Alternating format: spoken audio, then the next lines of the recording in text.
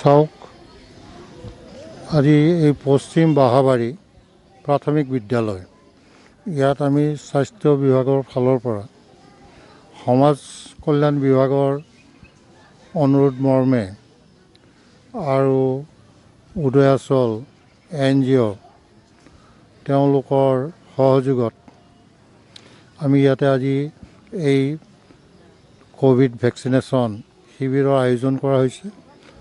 এইটো মুখ্যভাৱে যিসকল ব্যক্তি শাৰীৰিকভাৱে সক্ষম তেওঁলোকক লৈ পেলাই আমি এই কেম্পটো স্পেচিয়েলি প্ৰায় 200গৰাকীমান ব্যক্তিক আজিৰ দিনটোত ইয়াত ভেকচিন প্ৰদান কৰাৰ ব্যৱস্থাটো কৰা হৈছে।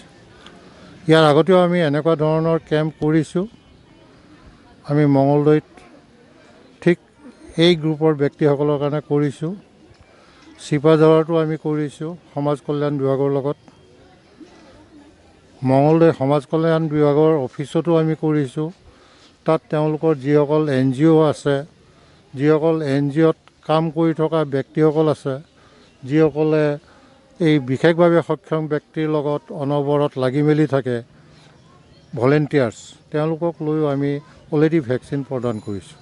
ধুলাটো এটা আছে, ঠিক তেনেকুৱা ধৰণৰ ব্যৱস্থা ৰিহেবিলিটেশ্যন চেণ্টাৰ তাতো আমি কৰিছোঁ। গতিকে এইটো আৰু চলি থাকিব। আৰু এই সুপ্ৰিম কোৰ্টৰ নিৰ্দেশ আছে, আমাৰ স্বাস্থ্য বিভাগৰো চৰকাৰৰ নিৰ্দেশ আছে।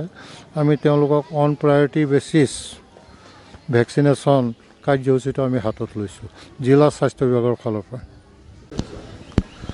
তেখেতসকলে ছ'চিয়েল ৱেলফেয়াৰ ডিপাৰ্টমেণ্টৰ লগত যোগাযোগ কৰিছে আৰু তেখেতসকলে কৈছে যে এইসকল ব্যক্তিসকল যিসকল শাৰীৰিকভাৱে সক্ষম তেওঁলোকক কেনেকৈ মবিলাইজ কৰিব লাগে, কেনেকৈ আনিব লাগে। আপোনালোকে যে কিছুসকল ব্যক্তি হয়তো আহিবও নোৱাৰে, গতিকে they are going to help them to bring them to this vaccination site.